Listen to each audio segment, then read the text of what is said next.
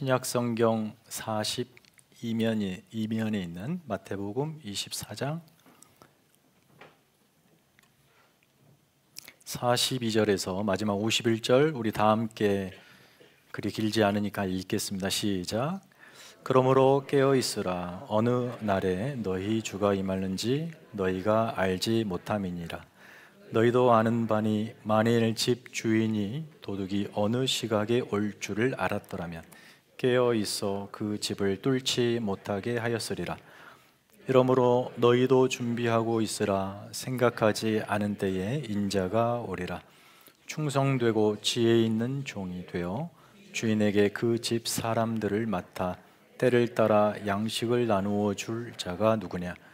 주인이 올 때에 그 종이 이렇게 하는 것을 보면 그 종이 복이 있으리로다. 내가 진실로 너희에게 이르노니 주인이 그의 모든 소유를 그에게 맡기리라.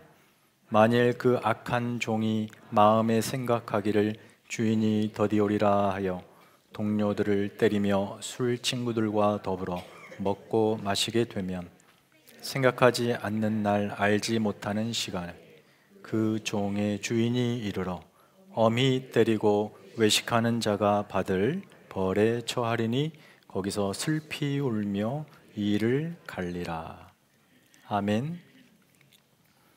최근 다큐에서 조력 사망이라는 생소한 단어를 접해서 그게 무엇인가 한번 보았던 적이 있습니다. 한 2주 안 된 것 같아요. 그 나온 게.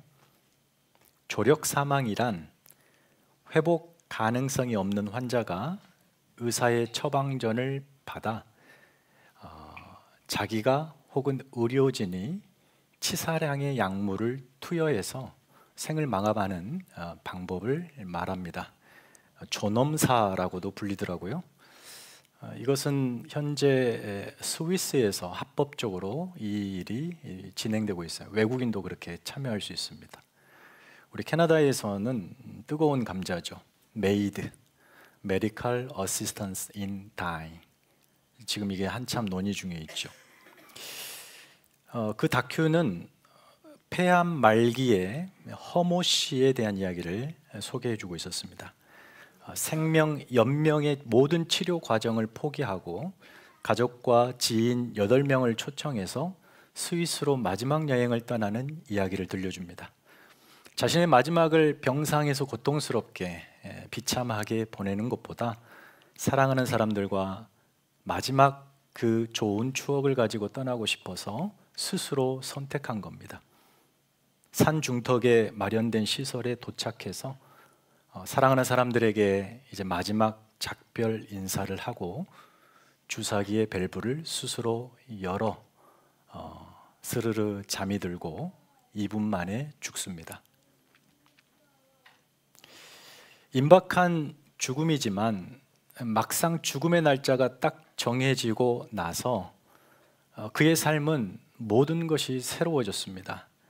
비록 남은 시간이 얼마 아니지만 1분 1초가 소중했습니다.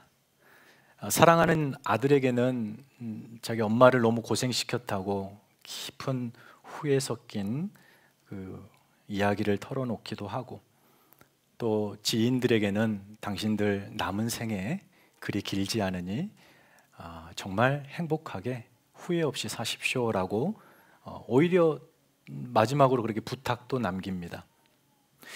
여행 시작은 매우 무거웠죠. 죽으러 간다라는 생각 때문에 모두가 침울했습니다. 그런데 스위스에 도착해 가면 갈수록 무거운 삶의 짐을 하나씩 내려놓고 마침내 그 자리에서는 아주 가볍게 홀가분하게 떠나는 그를 소개하고 있었습니다. 물론 제가 그렇게 죽는 것을 찬성하고 멋지다, 지지하는 것이 절대 아닙니다. 자칫 생명이 고통받으면 죽어도 된다라고 하는 생명 경시 현상이 있을 수 있습니다. 또한 고통이라는 것을 무조건 다 나쁜 것으로 치부하는 그런 우리 신앙적 오해도 분명히 있습니다. 다만 저는 그것을 보면서 만일 내가 죽는 날짜를 내가 안다면, 그리고 그 날짜가 얼마 길지 않는다면 나는 나의 오늘을 어떻게 살 수 있을까? 어떻게 살까라는 깊은 생각을 해보면서 그 고민이 오늘의 말씀과 맞닿았습니다. 이 허모 씨처럼 특별한 이런 경우를 제외하고 우리 모두는 우리 각자의 죽음을 알 수 없습니다. 하지만 분명한 것은 우리 모두 죽음을 피할 수 없다는 사실이죠. 우리의 죽음이 그렇게 명백한 사실인 것처럼 하나님의 말씀인 성경은 예수 그리스도의 재림이 그토록 명백하다라고 증언하고 있습니다. 여러분의 죽음과 주님의 재림과 관련하여 성경은 두 가지를 이야기합니다.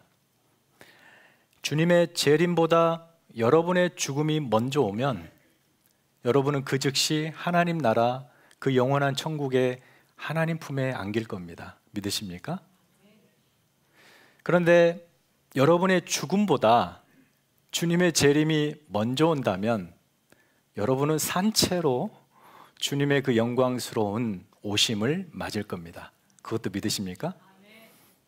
제가 한 말이 아니라 성경, 사도 바울이 그것에 대해서 정확히 데살로니가 성도들이 이렇게 증언합니다. 형제들아, 주께서 호령과 천사장의 소리와 하나님의 나팔 소리로 친히 하늘로부터 강림하시리니 그리스도 안에서 죽은 자들이 먼저 일어나고 그 후에 살아남은 자들도 그들과 함께 구름 속으로 끌려올려 공중에서 주를 영접하게 하시리니 그리하여 우리가 항상 주와 함께 있으리라. 그러므로 이러한 말로 서로 위로하라.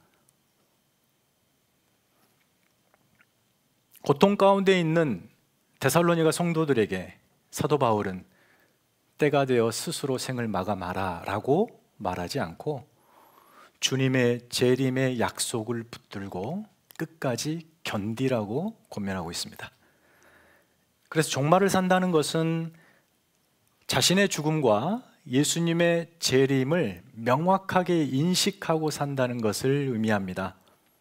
오늘 본문은 지난주 본문의 예루살렘 mel망에 이어서 예수님이 주시는 당신의 재림 때 이야기예요. 마지막 때에 대한 말씀입니다. 초대교회 성도들의 신앙 현실은 대단히 혹독했습니다.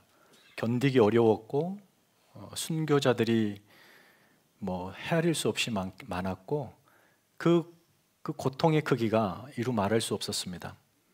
그럼에도 믿음을 지키고 각자 교회로서 복음의 사명을 감당하며 그들이 그 역사를 이끌어갈 수 있었던 근본적인 힘은 주님이 다시 오신다고 하는 재림에 대한 소망 때문이었습니다. 고난의 현실을 끝내고 아픔도 눈물도 억울함도 없는 그 나라, 우리의 모든 그 억울한 현실을 보응해 주시고 신원해 주시고 장차 우리를 품에 안으실 그 예수 그리스도를 바라보며 마치 돌에 맞아 죽으면서까지 증언했던 스데반이 그 영광의 주님이 서서 자신을 맞는 그 환상을 보고 기꺼이 죽음을 맞았던 것처럼 초대교회 성도들은 그렇게 자신의 혹독한 신앙 현실을 견뎠습니다. 여러분, 그렇다고 그들이 자신들의 일상을 하찮은 것이나 또 혹은 중요치 않은 의미 없는 것으로 치부했단 말이 절대 아닙니다. 그들은 그들의 일상에서 바로 그런 삶을 살았어요. 주님이 다시 오실 때까지 자신들에게 맡겨진 시간, 맡겨진 삶의 자리로, 사명의 자리로 여기며 거기를 떠나지 않고 묵묵히 지키며 끝까지 믿음을 지켰습니다. 그리고 그 소망으로 살아냈습니다. 그게 1세기 후반에 바로 요한 사도가 쓴 계시록 마지막 장, 마지막에 등장하는 아멘 주 예수여 어서 오시옵소서. 19세기 말 20세기 초의 초기 한국 교회 성도들의 신앙 현실도 1세기 초대교회와 크게 다르지 않았습니다. 우리의 믿음의 선조들, 한국 교회 신앙의 선배들, 그들은 이렇게 살았습니다. 이렇게 신앙했습니다. 어제 주님이 십자가에 죽으셨습니다. 그리고 오늘 부활하셨습니다. 그리고 내일 다시 오실 겁니다.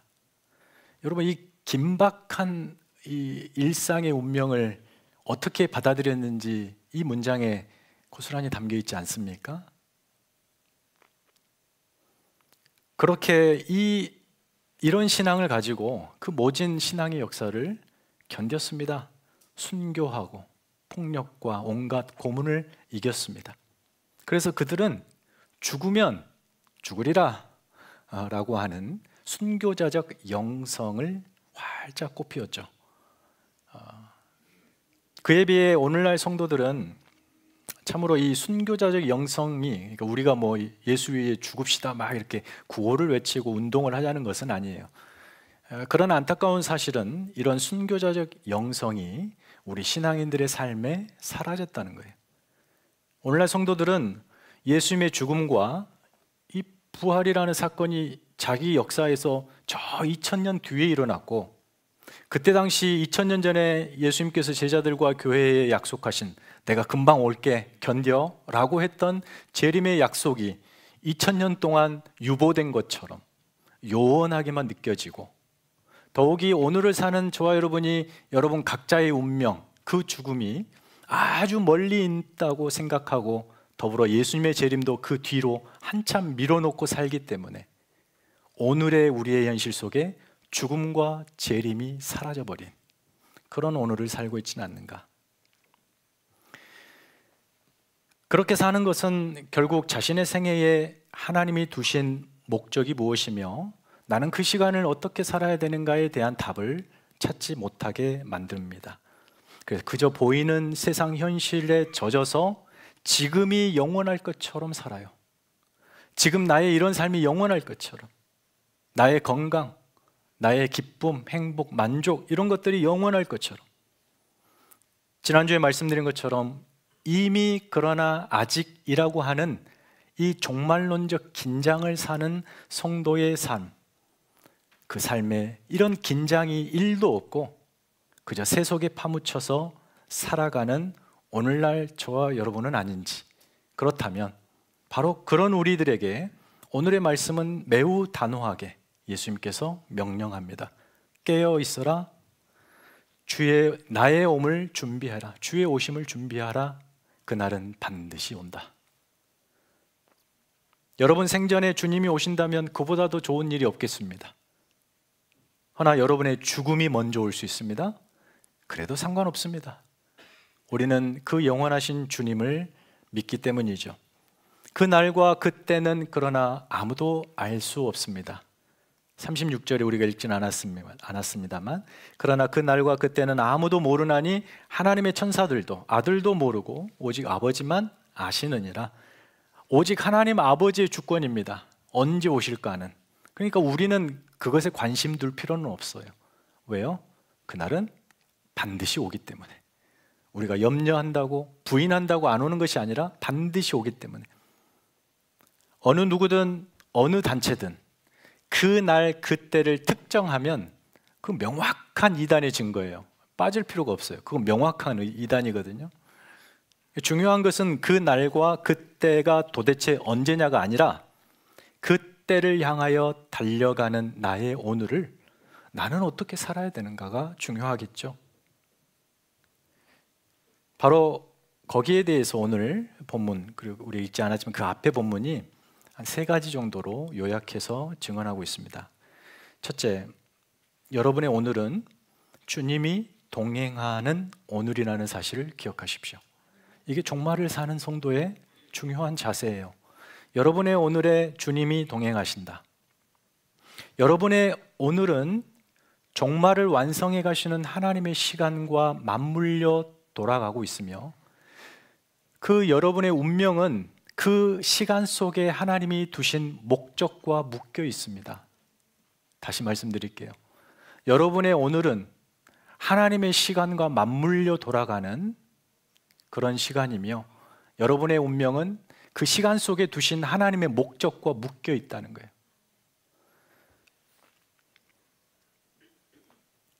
만일 이 사실을 여러분이 인지하지 않고 그냥 아무 생각 없이 살면, 그것은 언제고 여러분의 오늘이 여러분을 위한 오늘, 그래서 내가 원하는 오늘, 그저 소비하고 낭비하는 오늘이 될 수 있습니다. 예수님께서 예시로서 노아의 홍수 사건을 말씀해 주십니다. 제가 읽어드릴게요. 37절에서 39절인데 노아의 때와 같이 인자의 임함도 그러하리라. 홍수 전에 노아가 방주에 들어가던 날까지 사람들이 먹고 마시고 장가들고 시집가고 있으면서 홍수가 나서 그들을 다 멸하기까지 깨닫지 못하였으니 인자의 임함도 이와 같으리라. 창세기 6장에 보면 노아에 대해서 성경이 이렇게 소개합니다. 노아는 하나님의 은혜를 입었더라. 노아는 의인이요 당대의 완전한 자라. 그는 하나님과 동행하였으며. 죄악이 정말 창궐하고 관영했던 시대, 노아가 하나님 앞에 의인으로 살 수 있었던 이유는 그가 은혜 받은 자이기 때문입니다. 하나님이 그와 동행하셨답니다. 하나님과 동행한 구체적인 삶이 이어지는데 당시 세상은 죄악이 가득했습니다. 성경은 사람들이 마음으로 생각하는 모든 게 악했대요. 모든 게 악했대요. 선은 눈 씻고 찾을 수 없고 다 악한, 모든 게 악한 그때 하나님은 세상을 심판하려고 계획하십니다. 그리고 노아에게는 방주를 지으라 하시죠. 노아에게 그날과 그때가 언제다라고 안 가르쳐 주셔요. 그러나 노아는 그때부터 하나님과 동행하며 하나님의 시간에 맞추어 자기의 인생을 살아갑니다. 그게 하나님과 동행한다는 거예요. 그러나 당시 사람들은 노아가 방주를 짓기 시작할 때부터 다 짓고 노아가 들어가 문을 닫아도, 문을 닫고 하늘이 궁창이 열려 폭우가 쏟아지기 전까지도 그들은 먹고 마시고 장가들고 시집 가고 있었습니다. 먹고 마시고 결혼하는 것이 뭐가 죄입니까? 그걸 악하다고 말하는 것이 아니라 먹고 마시고 장가가는 일은 인간이 삶에 누리는 기본적인 활동이지 않습니까? 일상입니다. 그런데 그들의 일상이 하나님의 시간과 맞물려 돌아가지 않았다는 것을 말하고 있는 거죠. 그들은 노아가 자신의 전생애로 증언했던 심판의 날 복음의 메시지를 듣지도 믿지도 않았습니다. 하나님의 때가 노아에게는 약속의 시간 그리고 예견된 운명이었지만 저 세상 사람들에게는 별안간 임하는 무서운 심판이 됩니다. 주님과 동행하지 않으면 우리의 먹고 마시고 장가들고 시집가는 그 일상이 하나님과 무관한 일상이 되어버립니다. 그 일상에는 어떤 의미도 생명도 담기지 않아요. 그저 이 육신 덩어리 소멸되어 가는 그 과정에서 소비되는 시간, 소비되는 생명일 뿐 어떤 의미도 담기지 않습니다. 하나님이 내 삶에 계시지 않는 것처럼 사는 성도는 그 자체가 불행입니다. 그 자체가 엄청난 불행이에요.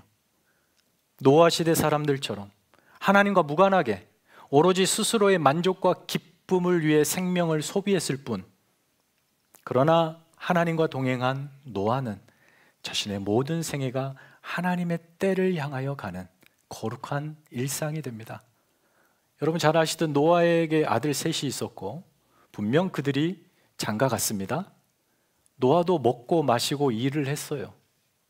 똑같이 세상 사람들처럼. 그런데 그들의 일은 하나님과 무관했고 노아의 일은 하나님의 때에 부합하여 돌아갑니다. 거룩한 일상이 돼요. 누가 종말론의 삶을 살았습니까?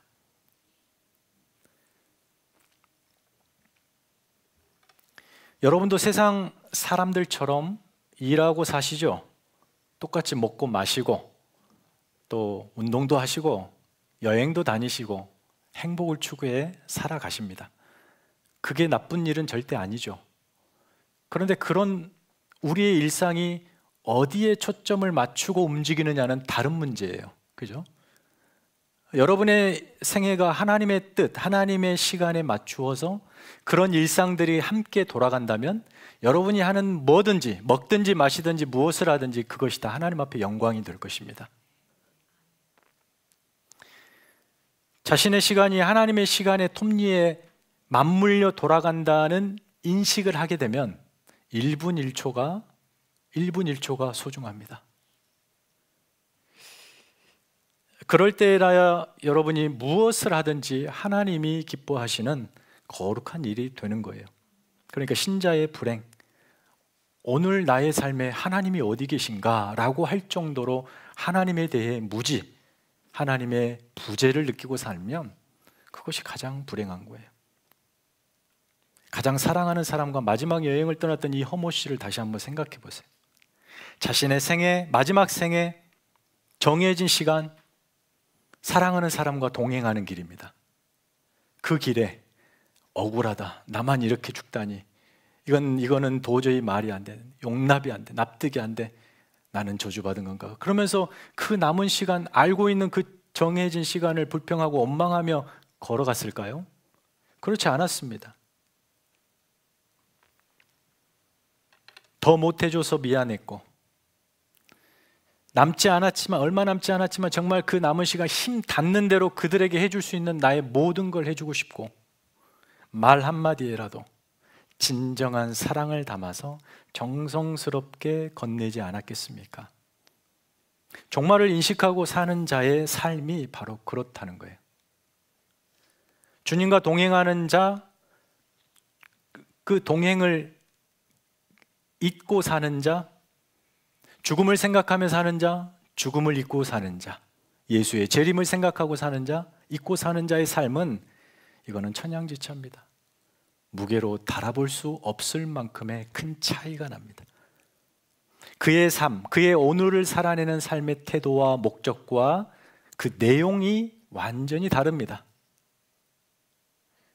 주님이 여러분과 동행하십니다. 매일매일. 두 번째로 종말을 사는 성도, 어떤 태도로 살아야 되는가? 오늘 주님은 깨어 있어라고 말합니다. 깨어 있어라. 왜냐하면 언제 주님이 오실지 모르기 때문이에요. 그래서 예수님께서 도둑 비유를 주십니다. 여러분, 도둑이 어느 집을 타겟 삼고 저 집을 오늘 저녁 털어야 되겠다 하고 주인 연락처를 찾아서 문자 주고 갑니까? 그런 도둑 없죠. 주인이 만일 오늘 밤 도둑이 온다라고 아는 주인이라면 어떻게 하겠습니까? 태평하게 자겠습니까? 그러지 않죠. 경계를 늦추지 않고 졸지 않고 깨어 있을 겁니다. 주님의 재림도 그와 같다는 거예요. 여러분, 지금부터 주무시지 말라는 게 아니라, 피곤하시면 주무셔요. 괜찮습니다. 그 말이 아니라 경계를 늦추지 말라는 거예요. 반드시 오시는데 언제 오실지 모르기 때문에 깨어 있어라. 깨어 있는다는 건 뭘 의미할까요? 깨어 있는다. 1차적인 의미로는 생각한다는 거예요. 생각 좀 하고 사세요. 우리가 되게 누구에게 그렇게 얘기하잖아요. 생각하는 겁니다. 죽음, 재림, 주님 앞에 설 그날을 생각하며 오늘을 사는 겁니다. 중세 크리스천들, 중세인들에게 중요한 잠언 두 가지가 있습니다. 라틴어인데요. 하나는 카르페 디엠, 현재를 즐겨라. 오늘을 마음껏 행복하게 살아라. 또 하나는 모멘토 모리, 내 죽음을 기억하라, 생각하라. 연결해 보면 그렇죠. 오늘을 행복하게 살되, 그러나 반드시 너의 죽음을 잊지 말아라, 생각해라. 죽음을 잊은 채 쾌락에 빠질까봐 두려워서 이런 격언을 했던 건 아니겠습니까? 죽음을 생각하는 소중한 오늘을 살라는 거예요. 나의 죽음을 생각하며 오늘을 산다는 것은 보통 깨어있지 않으면 불가능한 일입니다. 왜냐하면 보이는 현실이 너무나 생생하게 죽음을 망각하게 만드는 화려하고 아름답고 자극적이기 때문이에요. 하지만 우리는 크리스찬으로서 죽음을 생각하는 차원을 넘어서 주님이 당장 내일 오실 것처럼 살아야 합니다.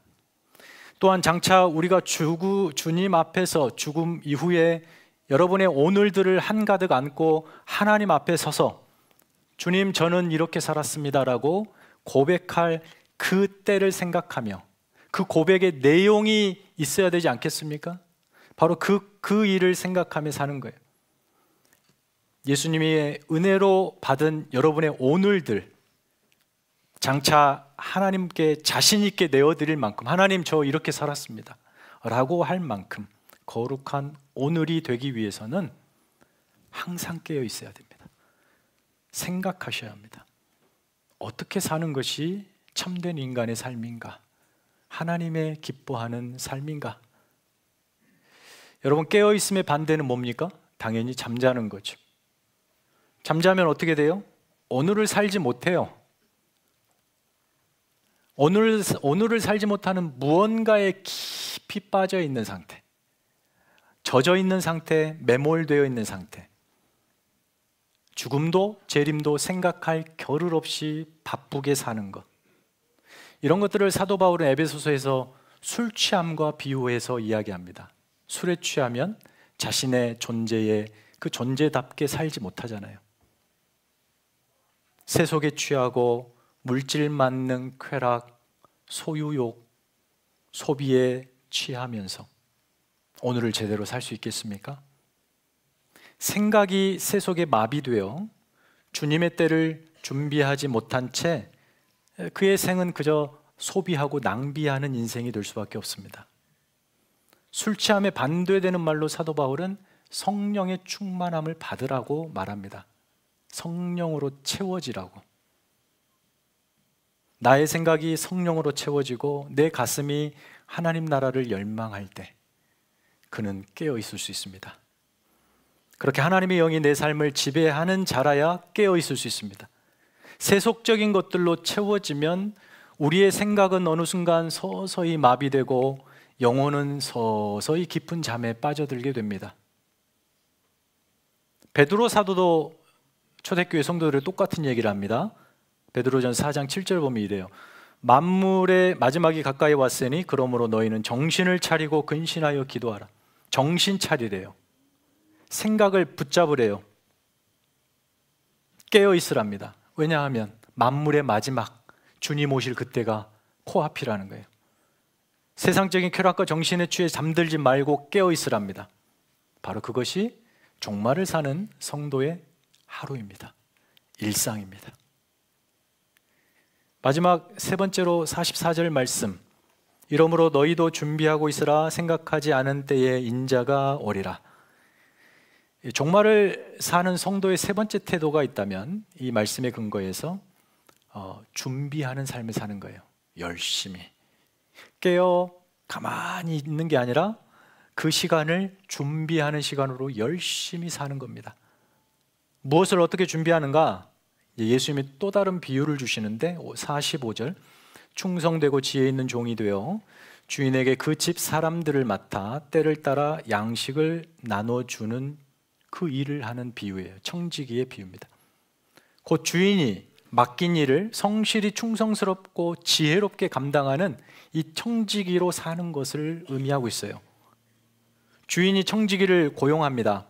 그리고 떠날 때 이 집의 모든 걸 너에게 맡길 테니까 내가 원하는 대로 좀 관리해다오 라고 맡기고 떠나죠. 착하고 충성된 청지기는 이 주인이 명한 모든 명령을 자율적이고 그리고 자발적이고 책임감 있게 그 일들을 감당합니다.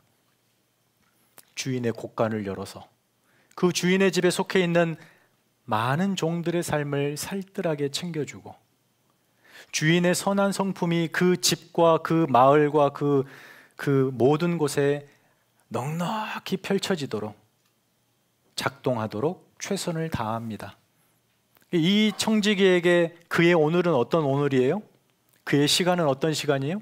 주인이 맡겨놓은 그 시간이죠. 주인의 시간이죠. 그리고 그 시간은 그 주인을 명예롭게 드높일 수 있는 그런 시간입니다. 주인이 반드시 올 것을 알기 때문에 단 하루도 그는 주인의 명예를 실추시키는 그런 헛된 일을, 게으른 일을 하지 않습니다. 가만 보시면 이 청지기는요, 그 청지기 직을 수행하면서 주인의 명예를 드높임과 동시에 결국은 자신의 명예를 드높이는 그런 생애를 삽니다. 그러지 않습니까? 자기 재산으로 그 일을 하는 게 아니라 주인의 재산으로 그 일을 해요. 주인이 주신 그곳으로. 자신이 가진 것으로는 도저히 살아낼 수 없는 넉넉한 삶을 주인의 것으로 살아내고 있죠.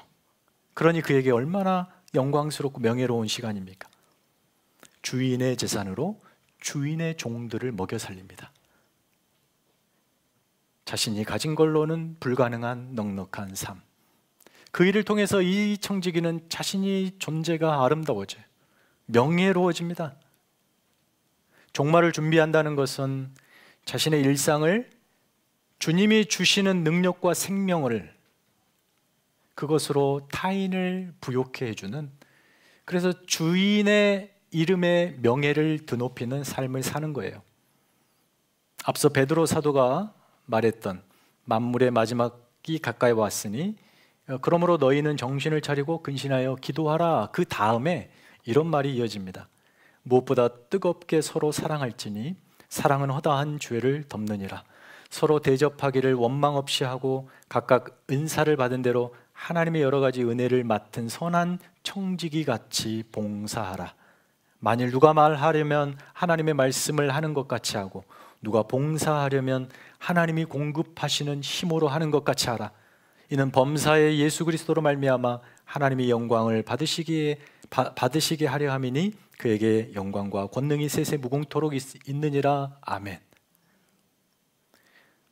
여러분, 베드로 사도가 만물이 가까웠으니 종말을 살아라 라고 하면서 어디 산에 숨어 들어가 공동체 생활을 해라, 뭐 조용히 격리에 살아라, 이런 것이 아니라 오히려 적극적으로 너희의 오늘을 그렇게 사랑으로 살아라.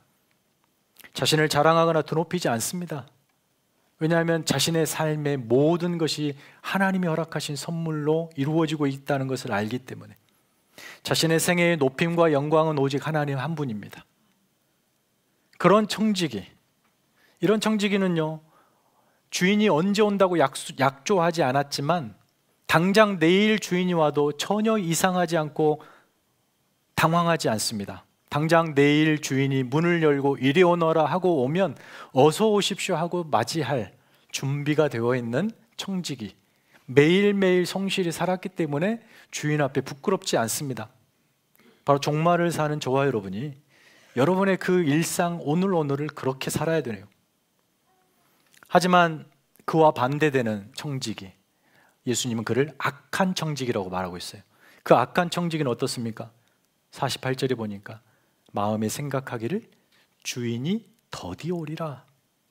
그리하여 주인의 재산을 탕진하죠. 주인의 뜻대로 일을 감당하지 않습니다. 주인의 종들에게 때에 따라 양식을 나누어 줘야 되는데 그 일을 하지 않아서 그들이 배고파 굶어 고통을 당하죠. 그렇게만 해도 양반인데 그들에게 폭력까지 행합니다. 이 악한 종 때문에 다른 종들이 삶이 무너지고 있어요. 해야 할 일은 안 하고 방탕한 자신을 닮은 친구들을 불러다가 술판을 벌이죠. 술에 취합니다. 주인의 일을 감당하지 못해요. 주인의 것을 제 것인 양 사용하고 탕진합니다. 그는 주인의 많은 재산을 허비했습니다. 무엇보다 주인의 명예를 땅에 떨어뜨렸습니다. 선한 주인의 성품이 가득했던 그 집안을 순식간에 악하고 게으른 자신의 성품으로 채워버렸습니다. 그리고 주인이 영영 안 오기를 바라며 이 집의 주인은 나다라며 주인 노릇을, 주인 놀이에 푹 빠져 세월을 낭비합니다. 하지만 그의 생각과 전혀 다르게 그가 알지 못하는 그 시각에 주인이 불쑥 문을 열고 들어옵니다. 그 악한 청지기를 심판하죠. 여러분, 종말을 산다는 것은 바로 주님 오실 때를 성실히 준비하는 것입니다. 여러분의 하루, 주님이 여러분에게 맡기신 시간입니다. 여러분의 것이 아니에요. 그저 여러분이 할 일은 그 시간을 책임 있게 관리하는 거예요. 주인의 뜻에 합당하게 사용하는 사람들입니다. 여러분이 가진 재물 역시 주님이 허락하신 물질입니다. 여러분이 수고하고 땀 흘려 모았다라고 주인 노릇 하실 수 있겠습니다만 그 물질의 주인도 하나님이십니다. 하나님이 여러분에게 요구하시는 것은 그 물질을 선하고 아름답고 거룩하게 사용하라고 청지기로 그 물질을 맡기셨습니다. 여러분의 자녀들, 내가 배 아파서 낳다, 내 새끼다, 내 소유다, 그렇게 주장할 수 있겠습니다만 하나님이 그 생명을 여러분에게 맡기셨습니다. 부모 청지기로 여러분은 그들을 양육하고 사랑으로 성실하게 그들을 돌보고 키우는 일을 할 뿐입니다.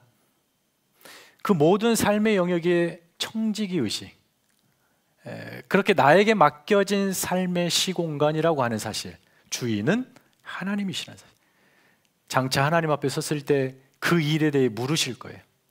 너는 그 시간을 어떻게 사용했느냐?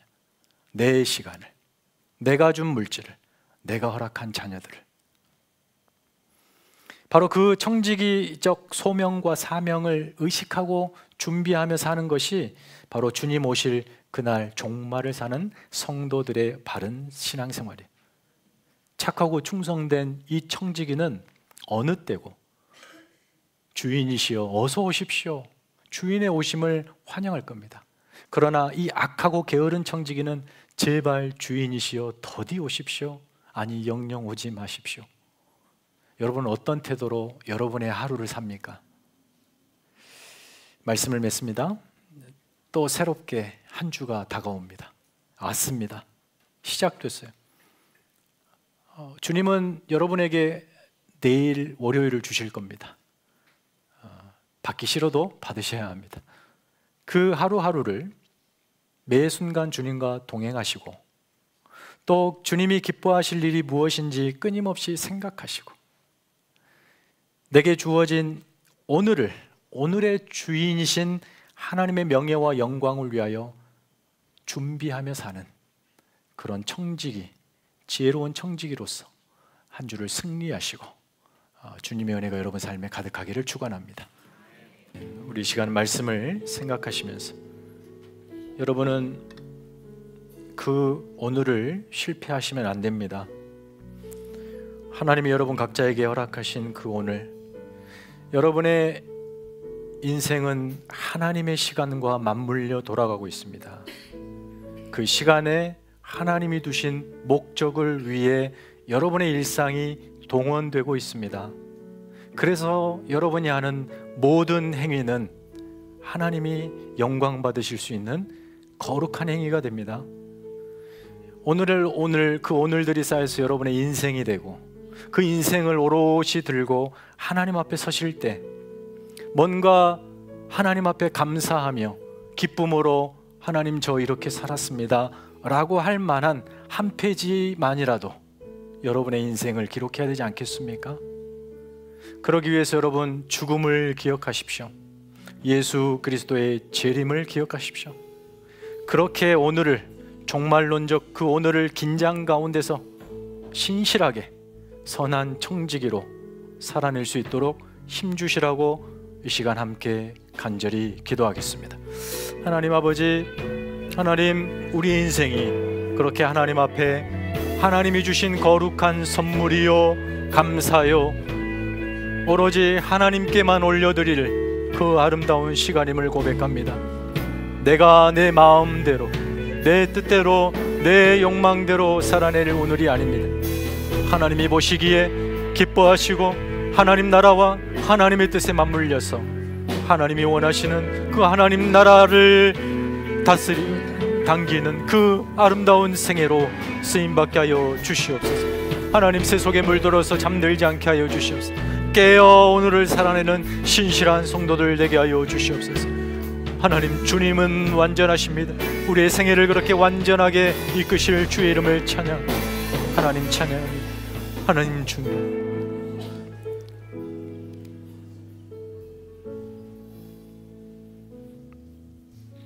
하나님 감사합니다. 우리의 인생이 그렇게 하나님이 허락하신 선물이라는 것을 다시 한번 깨닫습니다. 얼마 길지 않는 일생을 살면서 나의 죽음과 주님의 재림이 보이지 않을 만큼 멀리 있는 것처럼 그저 보이는 세상 현실에 파묻혀 살지 않게 하여 주옵소서. 오늘 주님이 부활하셨고 내일 다시 오실 것처럼 오늘의 고단한 현실을 부활의 생명과 능력으로 견디게 하시고 재림의 소망을 품고 기쁘고 감사하며 감격하며 살게 하여 주시옵소서. 이제는 우리 구주 예수 그리스도의 은혜와 하나님 아버지의 크고 놀라우신 사랑과 성령님의 교통하심이 그렇게 이미와 아직 그 사이를 긴장 가운데 신실한 성실한 청지기로 살기로 다짐하는 사랑하는 성도들의 머리 위에, 가정 위에, 특별히 우리의 자녀들 위에 이제부터 영원까지 함께 있을지어다. 아멘.